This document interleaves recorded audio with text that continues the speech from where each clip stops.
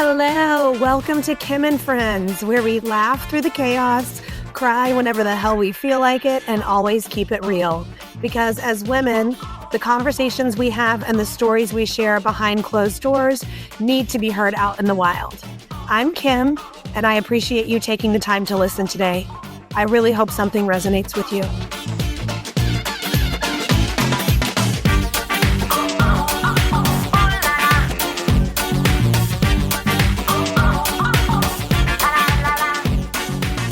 Hello, Kim and Friends listeners. We are back. First episode of season 2, and I am here with you in my lovely daughter Edna's room because it's the cleanest room in the house and the quietest. I am so excited to be here again. We have some exciting things coming in season 2. But I thought it would be nice to do a little catch up and tell y'all a little bit about what me and my family have been up to since we last chatted. And that would have been end of November. I think November 25th was my last episode. I listened back to it earlier today. One of the first things I was struck with was like how much has changed, but how little has changed, like all at the same time. Because the sentiments that I expressed in that episode definitely still every bit as true today as they were 2 months ago. But my headspace and my perspective now with the hindsight that I have with, having the knowledge of how our holidays went, just makes me kind of laugh at myself. Not that what I spoke about and the heaviness of the holidays and all of that doesn't still ring true. But we had a blast this Thanksgiving and Christmas. And I mean, some crazy things happened, some fun things happened, but it's just the wisdom of hindsight and the perspective of hindsight is just what I was really struck with, because it just doesn't have to be that fucking serious all the time. It just doesn't. And I am like recognizing and aware of my cycle as we go into the holidays, and I feel the anxiety and the stress and the pressure to make it so wonderful for everyone. And I mean, I guess get like even a little martyry, like wanting more help, or I don't know, feeling the weight of the world that I put that on myself, that it's up to me to create this beautiful time of year, specifically for my kids. And I don't do that alone. I do have a lot of help with that. And the holidays turned out exactly how they were supposed to be. And we even had some crazy things happen. My lovely sister Pam, after what I told you about in, the last episode of season 1, I had just had pretty significant work done on my car. It was a financial payout that we weren't anticipating. And then right on the heels of that, my sister Pam and her family came in town, and I had my car back from that work for about 48 hours, and she backed into my car. She was parked in the driveway. I was parked on the street. She backed into my car. She just drove away and went up the street to my mom's house. It was late in the evening. She figured I wouldn't see it until the morning anyway. So she was like, in the words of Scarlett O'Hara, we'll think about that tomorrow. And then my husband got a call and had to leave. And he came outside and he, calls me, comes running back in. He's like, there was a hit and run. Somebody hit your car. You got to call the cops. And I walked out and I looked at my car and I was like, no, honey, Pam backed into my car. I knew instantly exactly what had happened. And it was like truly just funny. Like I didn't, there was a part of me that was like frustrated because I had just gotten my car back. We had already had to deal with some things. And then now this was happening right on the heels of that. But I knew like they'll put it into their insurance, it'll get taken care of, my car will get fixed. It's just things. Like it is not the end of the world. So that was like right before Thanksgiving. That happened. Then Thanksgiving, Goose was sick. So we weren't able to host Daniel's family. And I had already told you all it's my favorite holiday. We always host all of my husband's side of the family on the Saturday after Thanksgiving. So we weren't able to do that because my son had a fever. Again, hindsight, not the end of the world. We ended up hosting his family Christmas instead. Usually his sister hosts Christmas, but she was dealing with home repairs and renovations and wasn't going to have an oven. So my husband reached out to his sister and said, would you mind if we just host Christmas since we didn't get to host Thanksgiving? And she was like, I literally found out today my oven is not going to be delivered on time. That would be awesome. So we ended up having all of his family here for Christmas. And it's just interesting how things like that always just sort of work themselves out. So my car went into the shop on December 16th again for the repairs on the door. And I had a rental car. Rental car battery died. Had to get another rental car. Just lots of things. Just life. I mean, everybody's got it. It's happening. It's just in real time. What fire am I putting out? What crisis am I dealing with? What's going to be next?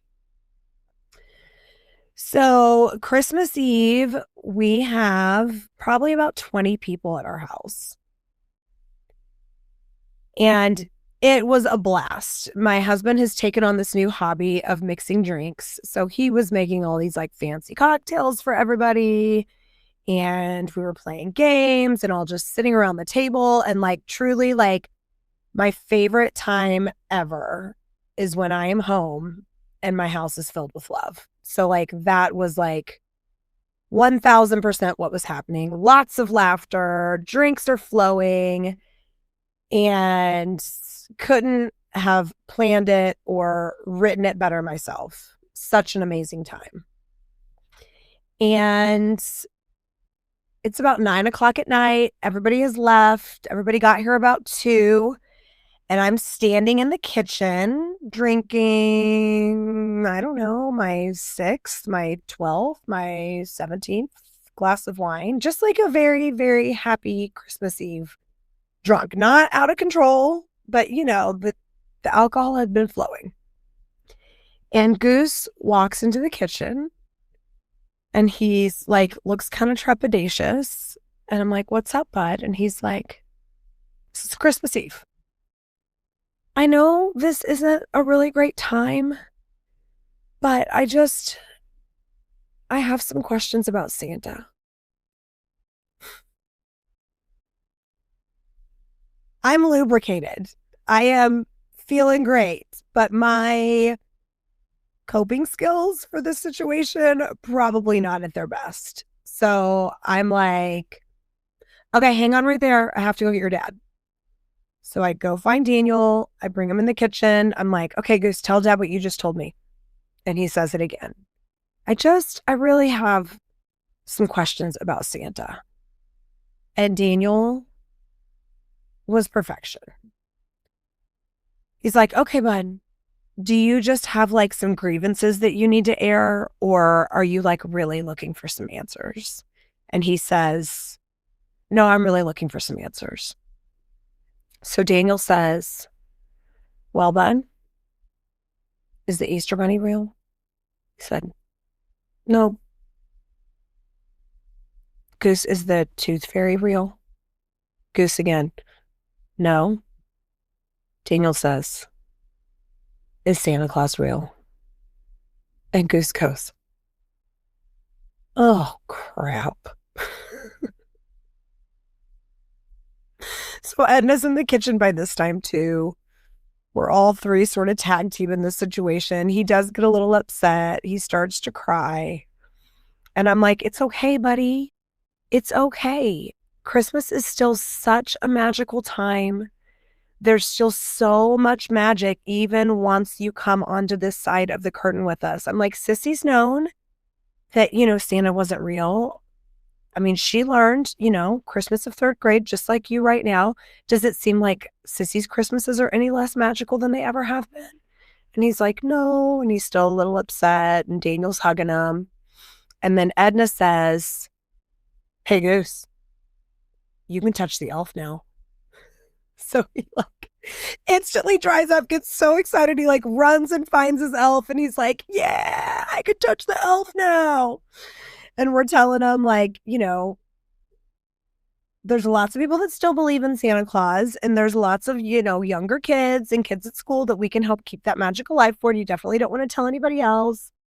And, we can, think about all the other things that are great about Christmas time, the giving and the receiving and the community and the family. And so then, it's we're thinking we're all just about to go to bed, but that did not end up happening. We ended up staying up another 2 hours and watched Gremlins as a family on Christmas Eve night. So then Christmas morning comes, everybody gets their gifts. We have that wonderful time Christmas morning. And then my family always comes over at Christmas Day. We have a brunch, biscuits and gravy, egg casserole, bacon, Baileys. The drinks start flowing again.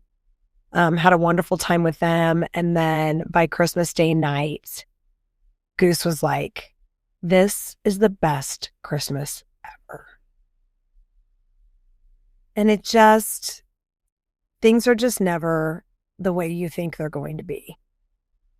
I mean, what kid looks back on the Christmas they found out that Santa wasn't real and calls it the best Christmas ever?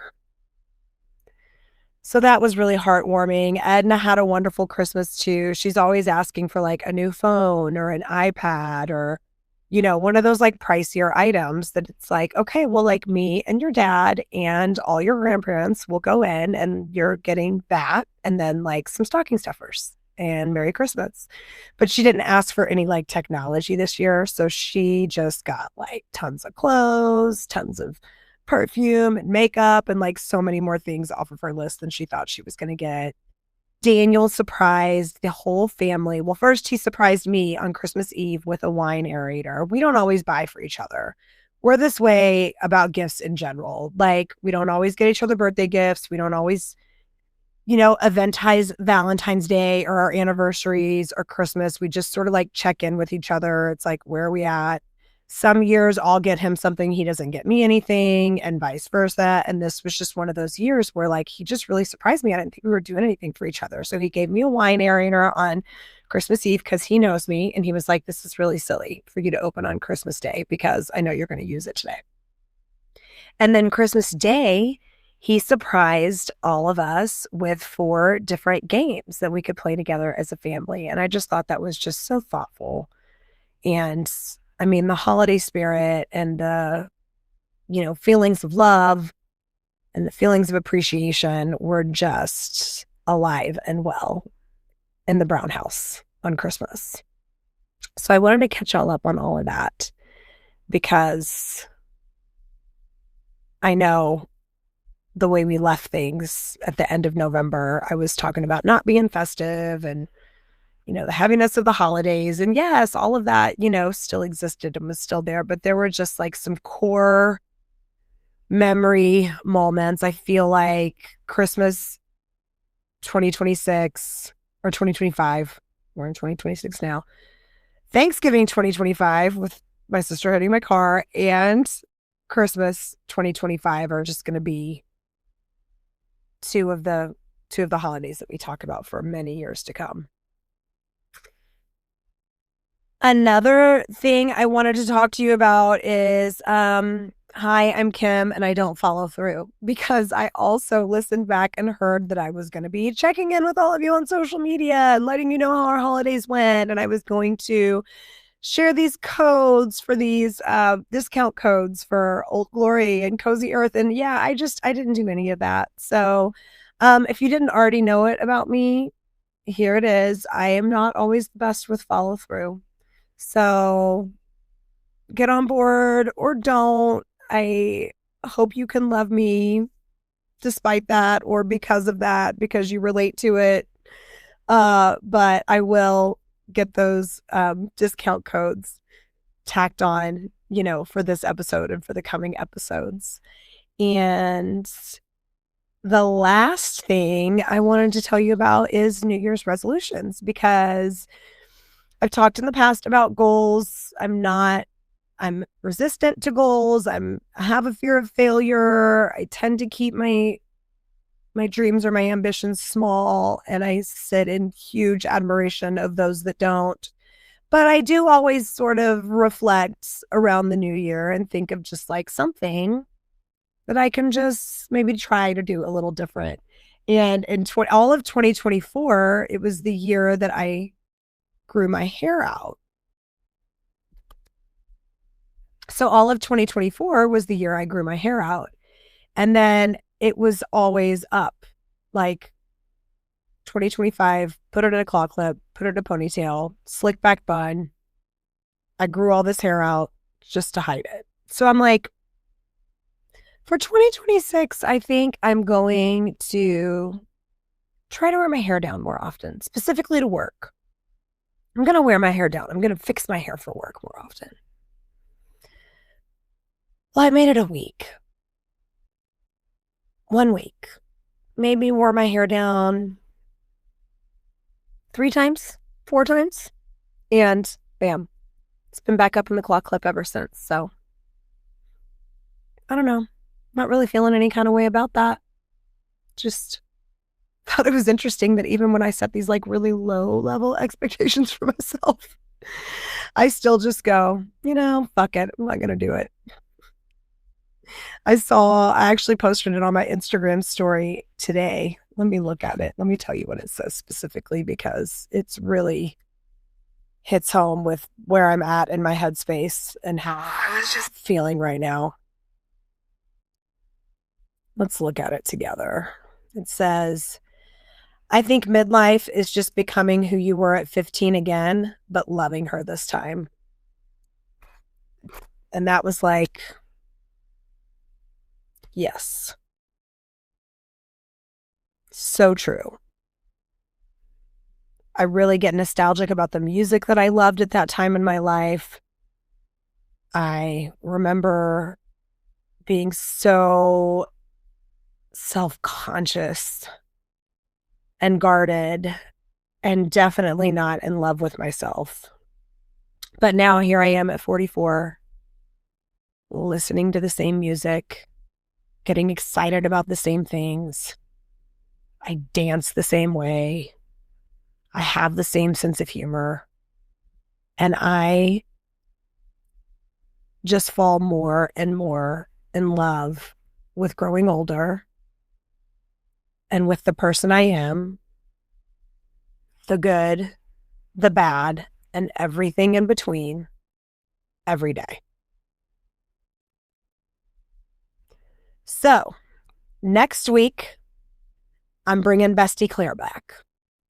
And Claire and I talked about this in our episode as well. The appreciation for your flaws, the acceptance, the unconditional love that we can show to ourselves. And I just sink deeper and deeper into that the older I get. So yeah, Claire has been in Costa Rica. She's had a lot of changes in her life since we spoke this past summer. We were a little bit maybe obtuse about those changes in our first episode, but I think she's at a place where she's going to be more comfortable with opening up about those things a little bit more. So I'm excited for all of you to get to know her a little better. And I'm really excited for season 2. I'm really happy you're here. And I'm excited to see where these next 10 to 12 episodes take us together. Hope you're having a great day today. And I will share those discount codes here shortly. Thanks for listening, y'all. Bye.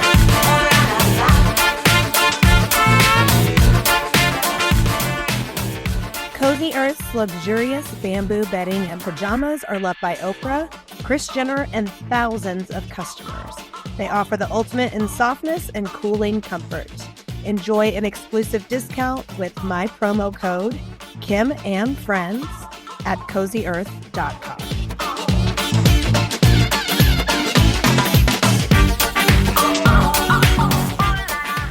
Old Glory offers over 300,000 items for music, sports, entertainment, and pop culture fans, featuring officially licensed merch from iconic bands and top sports teams. Discover your perfect fan gear and save with my exclusive discount, Kim and Friends, at oldglory.com.